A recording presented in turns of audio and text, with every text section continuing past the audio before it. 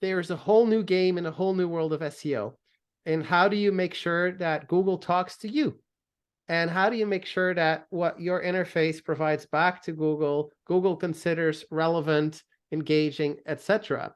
So the same principles as SEO for Web 1 and 0.2 will translate to Web 3, but they will look slightly different. Welcome to the Business Ownership Podcast, brought to you by Awareness Strategies, helping you navigate the waters between entrepreneurship and ownership.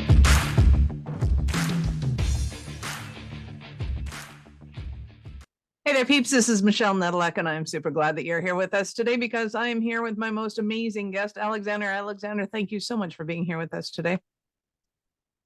Glad to be here. Awesome. So give us a highlight of who you are and what you do for business. Yeah, I'm a co-founder and CTO at inkforall.com, and I make technology that gets people ready for the interactive web. Fun.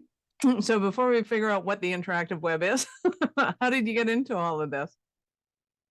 You know, I grew up in Belgium. I got my first computer at 13, was fascinated with it and the internet, and started coding right away. Went to school, studied computer science.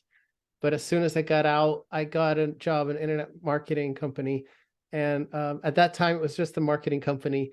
But I started applying all my digital whiz skills, like creating an email pixel tracker and stuff like that, to the marketing space right away. And this was the early 2000s. So I basically have been in the field since Google was still an infant. And so the field just kept evolving. Then in 2008, I got into machine learning. 2012, neural networks started to become a thing. And I understood that was going to impact and change the web significantly, particularly search, and created the content rank theory, the content candidate rank theory around how Google was going to use semantic indexing to improve the accuracy of its search results.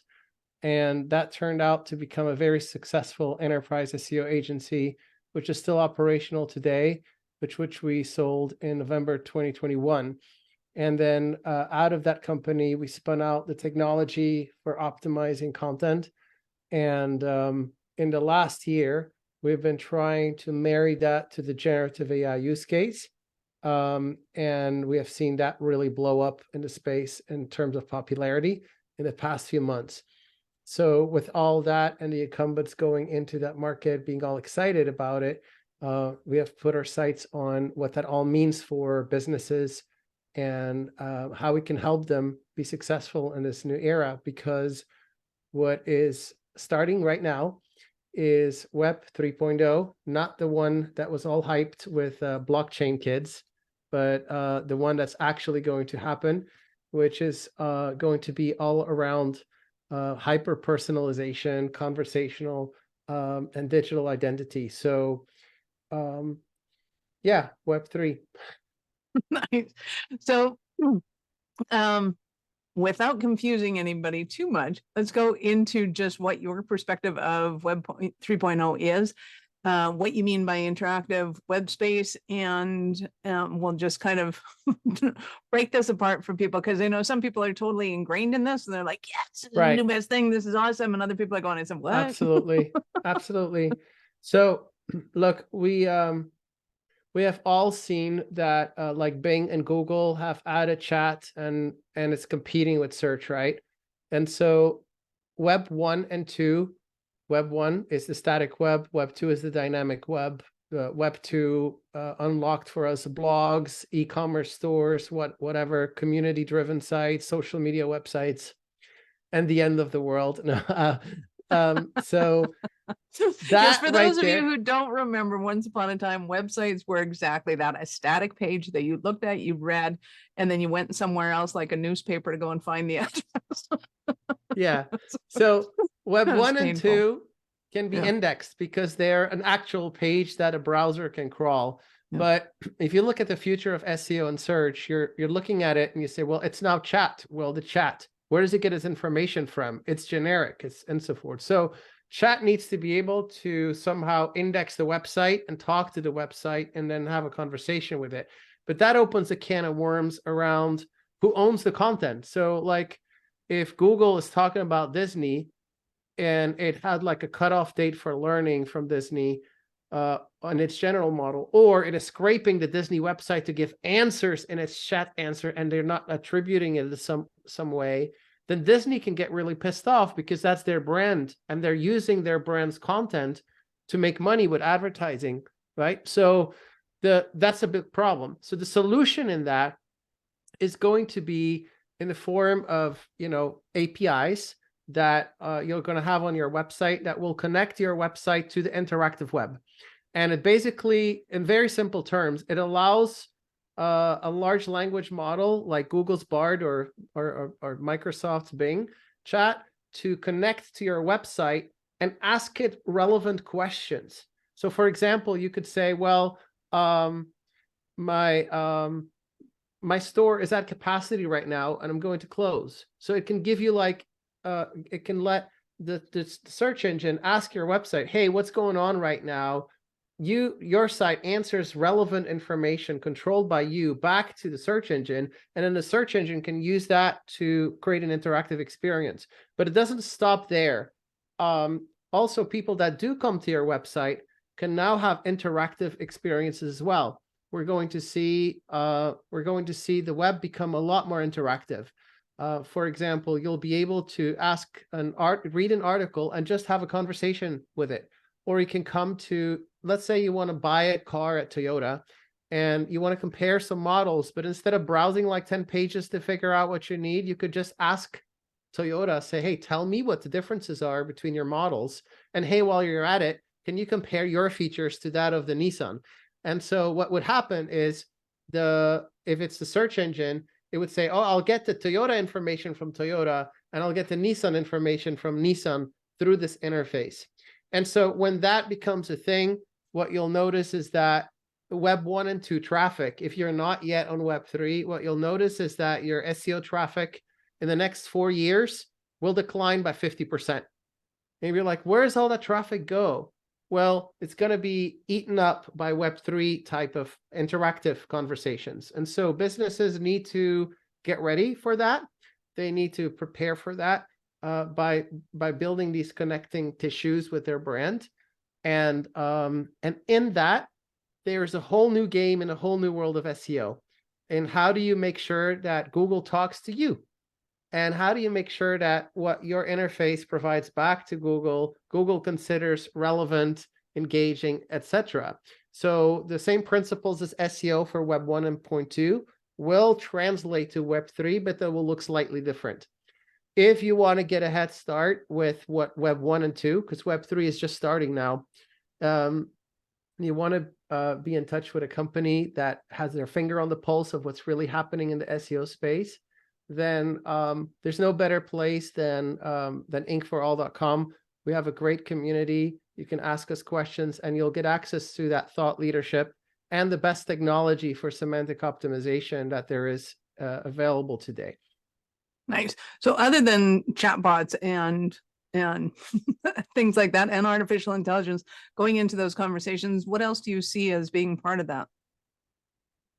Golly, it is so much. I just worked with Compass. Compass is a multinational digital transformation company. I just worked with them in the context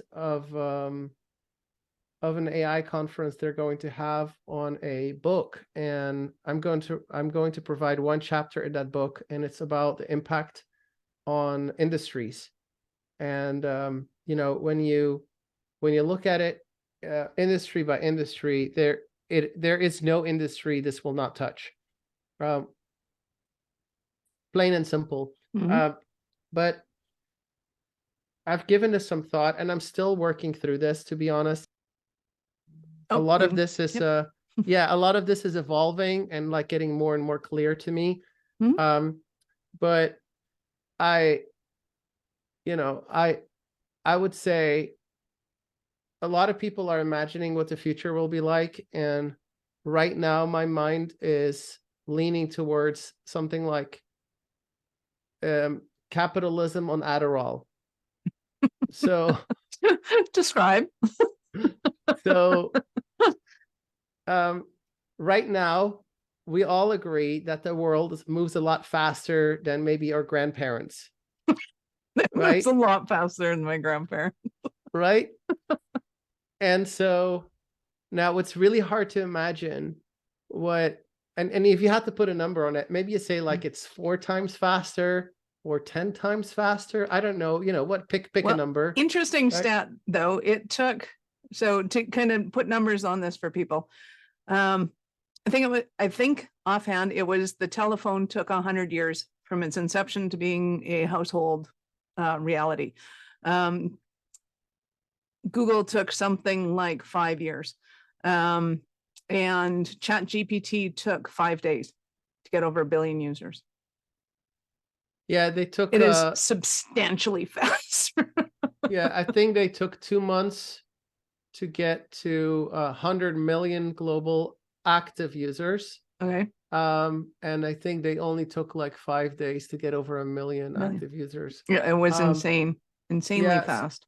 Yeah, so if you had to put a number on it, I mean, pick one, throw some darts. Exactly. But what's about to happen, and this is the big thing that people need to understand, is progress is exponential right now. It's not linear. Right. And exponential progress, it doesn't really work with the human mind. Like, our mind cannot comprehend infinity, right? Concepts like infinite and what is love? Baby, don't hurt me. We can't really grok it. We can't really fully grasp it, but it is exponential. Mhm. And so the rate of progress is going to not be like 4 or 5x in the next 2 years. It's going to be more like 50x. It's going to be something that you can't really truly imagine. And what that means for capitalism is this. Today, let's say you have a team of 10 people. Tomorrow, there will be 90 digital coworkers assisting those 10 people. And that is, if you do the math, that's 100 workers versus 10. And those 90 never sleep and they keep being productive. But let's ignore that for a second. That means that now a company can go 10 times faster. And it means that what used to take 10 people, now one person with 9 assistants, digital assistants, can compete with. What does that mean for capitalism? It means hyper competition, hyper velocity. And we know what happens when competition increases. Prices go down, right? So we are likely to see an explosion of competition and perhaps even deflation in the marketplace, especially around things that are based on a knowledge economy. Right, so the physical economy, like the physical goods, still depend on a physical supply chain and manual labor, which will eventually also be replaced with robotic labor, or I don't like the word replace. I'm going to say augmented, right? So look at Tesla's factories, right?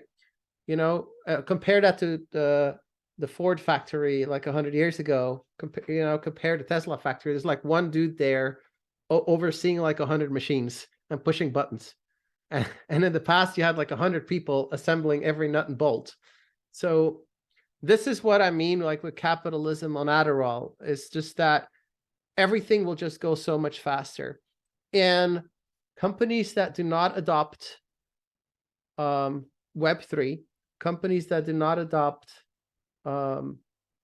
digital coworkers, are simply not going to be able to compete, especially in the knowledge economy, right? As I explained, the physical world still has some benefits, and I could take some courses with plumbing in my free time, for example. No, I'm kidding. You know, it is a handy skill to have, especially when you have a water emergency at your home. Right. Well, and I can see a lot of people doing that because I think a lot of people, when they really understand economics and what's happening, is that the job landscape just changes. So once upon a time, manual labor in America was a thing. It all moved to China. Everybody cried. And then they went, oh, I'm going to get skilled labor. Okay, but now I have the time and the money and the wherewithal to get the skilled labor. Okay, great. And then machines take over that. And then they cry and they go, oh, well, we need intellectual replacement. Oh, okay, well, I can change my intellect. And then nobody likes change and nobody likes to not be able to see what the future holds, kind of thing. Yeah. And I can totally see that anybody not embracing this new technology is going to be left behind because the Googles of the world are going to embrace it. So part of the issue is with shopping. Amazon took it over. All of the mom and pop shops went away. They couldn't compete. They didn't have the budget, the revenue. There was no profit margin in it. Of course, prices went down, and now you think about something and it's delivered at your front door before you even have time to hit enter. So it's is the big joke about that. But how is and I see that the conversation between a website, kind of like, if I could compare it to anything, it's kind of like Facebook was to social media. It's you got to go in, connect, ask questions, and you got the answers that you needed right away. Obviously with bots and chats, you can do that. But I'm also seeing that there's a lot of community effort going more so into the Web3s, in that you mentioned the hyper personalization and being able to identify what somebody needs, when they need it, why they need it, precursor to kind of the Look, I'll give an example. I can make I don't know, maybe I own a pizza store, and you can come to my page and I can show you food options, and I can let you wait, or I can know that you're Jewish and I need to only serve kosher food. And so the web page may not be programmed dynamically. I may have not thought of that. But the generative or interactive web will take care of this, right? They will know who they're talking to. It will have memory of past conversations. And then that memory is private with you and the large language model that you trust. But when it is interacting with the pizza chain, it would do something like, you know how you go to a restaurant and they ask you if you have any food allergies? Well, the website can now ask, hey, do you know if Michelle has food allergy I need to be aware of? And the large language model say, well, why? Nice for you to ask. Actually, I do know this. Don't serve XYZ. And so it's a very different type of experience that can be unlocked. But I would say that far from negative, this actually creates opportunities because, you know, can you imagine how many people wake up in the morning with a great idea for a business and do not have the money, budget, or time to go and execute it, right? And so this new economy is basically going to allow everyone to go and try and test their idea. And in a marketplace of ideas, we are going to see an explosion and renaissance of business and that we have never imagined before. Sure, a lot of people in the Philippines in call centers will lose their job, but then the next day they're going to go home and they're going to have an idea for their own business, and they're going to have all these expert AI coworkers to help them realize their idea. And before you know it, they're the next Google. And so this is the opportunity that we're presented with. Yes, there's disruption, and it is not like learn to code. No, because an AI can help you with code. You just need to tell it what you want it to do. And humans are remarkably capable of that. So in a marketplace of ideas, more ideas is a good thing. More competition is a good thing. And so we're about to see an age of unrivaled growth, improvement in medicine, well-being, green energy. We can solve problems of science and medicine and technology that we couldn't dream of solving before. And It is going to be an interesting time. It's going to be a wild ride, like Mhm. Adderall, but it will. I think overall, I'm very optimistic of what we can achieve together with this technology. Nice. I love it. So give us an example of a Cinderella story of one of your clients. Cinderella story of one of my clients.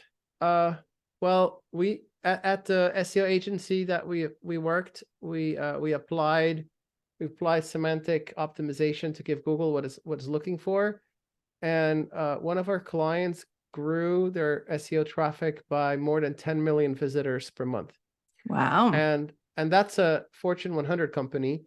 But then we applied it to our own site, inkforall.com, last year. And just 3 years ago, we did a campaign like that on another blog, and it took us like $184 per published finished article. So from the planning and strategy to writing, editing, publishing, optimization, the whole thing, right? Yep. Last year, we were able to reduce that with AI augmented work at Inc. We were able to reduce that cost to less than $20 per published article.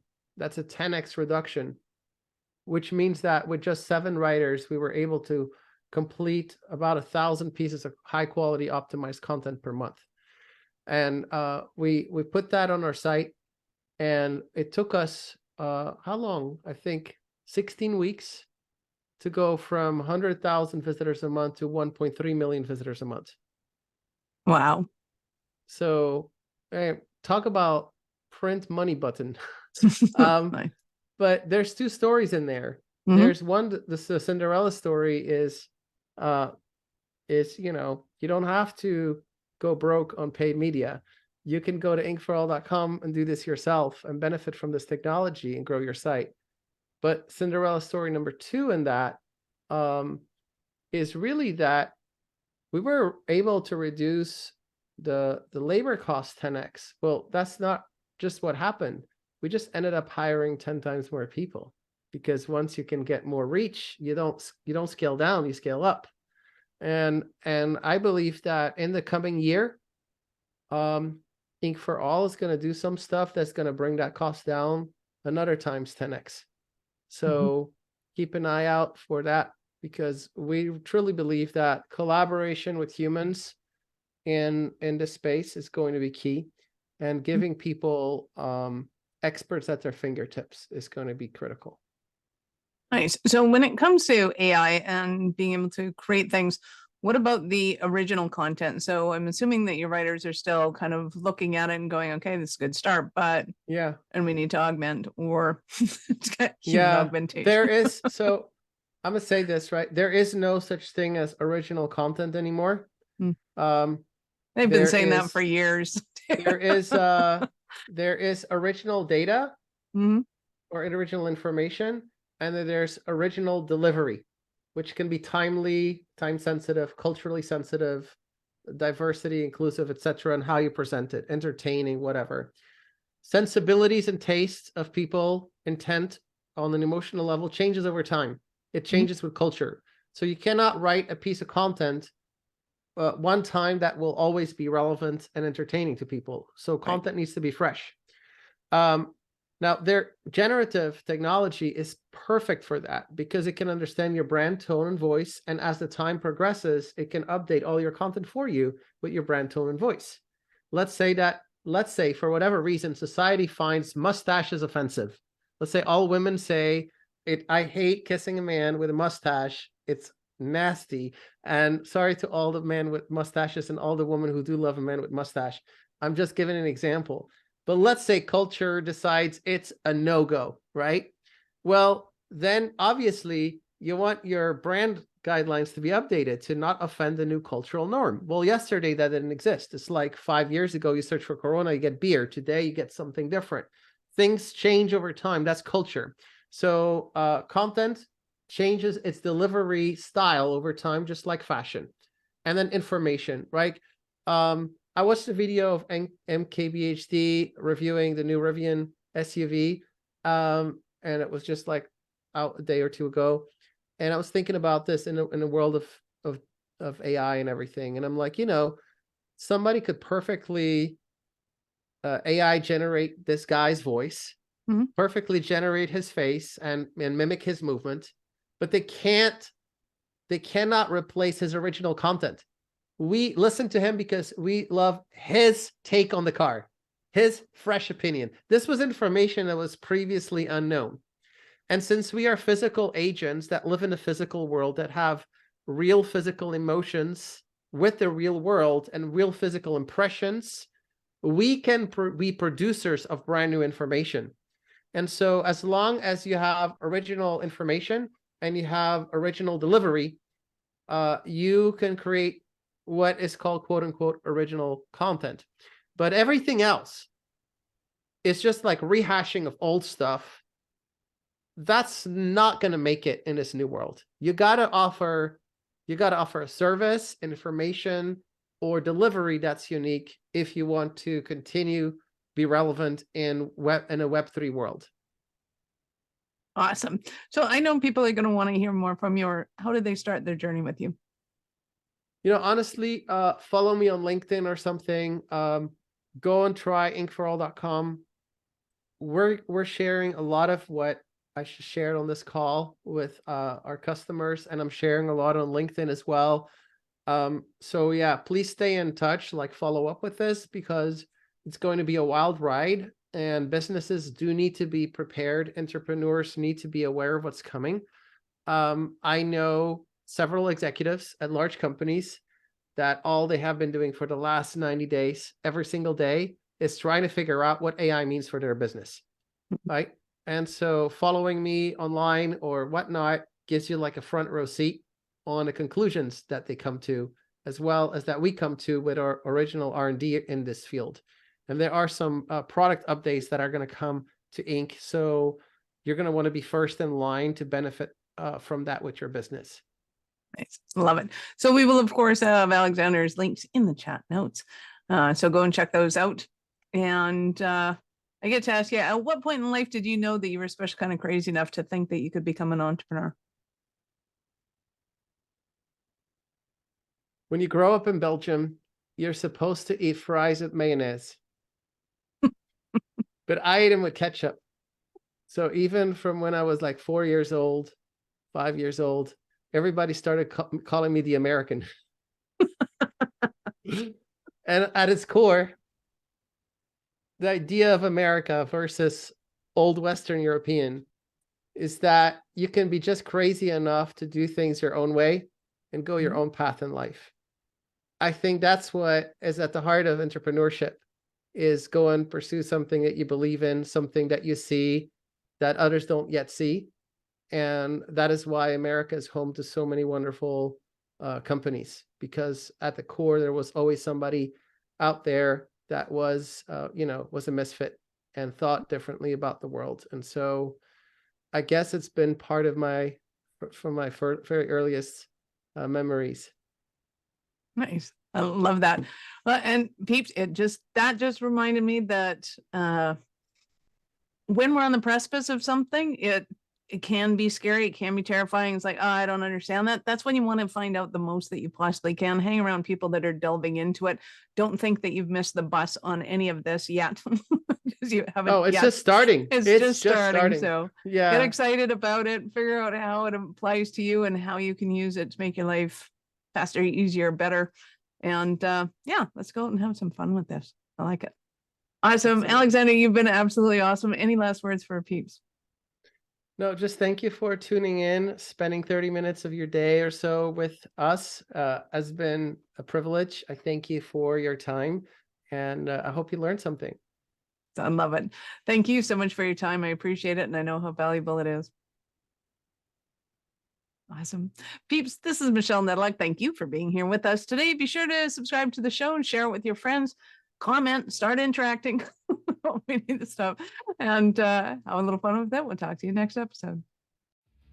Are you running a business over 7 figures but still struggling with technology headaches? Pay attention, you do not want to miss this offer. This podcast episode is brought to you by Awareness Strategies, who is offering a custom-built digital adoption roadmap for anyone running a business over 7 figures who's wanting to grow their business in the next 5 years.